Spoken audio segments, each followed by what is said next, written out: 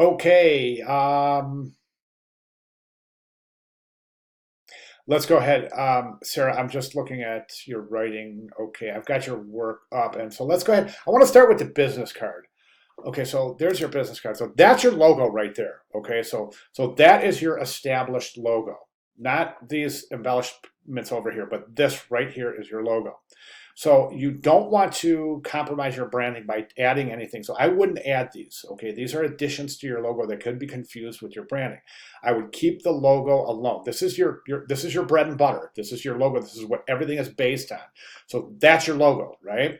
So the front of the business card, or the back of the business card, you present that same logo with the type intact, with the Sarah Kemp graphic designer intact. So, and then I think we can improve page mechanics here by doing some left aligning. So what I would recommend is once you get that same logo right there, place it right over here in the corner, then come over here and then start assembling your type. Left align. Don't center align. I would left align. It does morph to engage the negative space. So I did not recommend center alignment. So you have, and then in your business card, you want to include of course, your name and your logo that would be up here, left align, or over in the left-hand corner. And then over here, left align, right around here or so, you want your name, your address, which is optional but recommended, your telephone, your email address, your web page URL, and then your social media information as well. Okay, so that takes care of the business card. Now, following that suit, we go to the letterhead. We see the letterhead, we have the same kind of issue. I see you've added these other further embellishments to the bottom of the letterhead. I don't think it's necessary. It's certainly, if you like it, leave it, but I don't think it's necessary. I think it adds too much visual weight to the bottom, kind of adding a little bit of imbalance towards the bottom of the page, which is much, much heavier than the top of the page. So over here, again, my recommendation is to keep that logo with your name intact, place it right over here, then come over here, and then again, left align, same configuration as your contact information right here as it's left align. Just duplicate that exact same configuration. So you have logo left here, contact information over here. Okay, that'll follow the mechanics of the business card because you'll have logo over here and then contact information left align.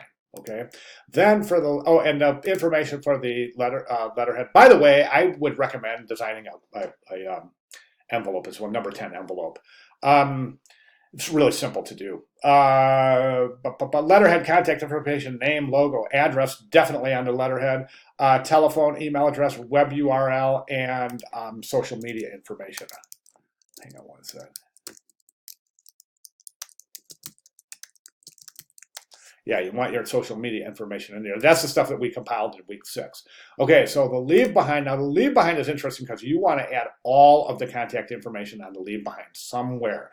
So you're saying this lantern, I think it's interesting. You said the lantern is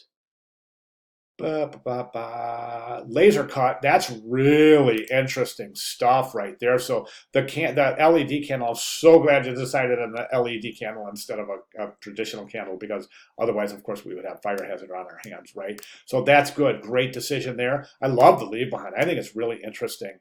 I'm going to recommend something that might be super interesting, and I think it would take this to the next level. But there's your logo intact the way it should be, right? So we have these beautiful laser cuts in here. That's fantastic.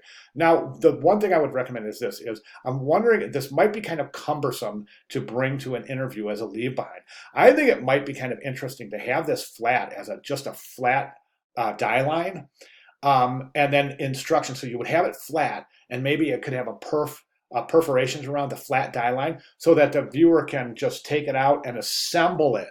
Okay, with a little candle, assemble this and put it together themselves instead of having it come all together. That would really reinforce your design skills as well, as you will be adding a die line for this instead of a complete assembled piece. All right, I think it'd be really interesting. And then at that point, of course, I would recommend on the back of this, so that the logo's on the front, the laser cuts are on each side, and on the back, I would include all of your contact information.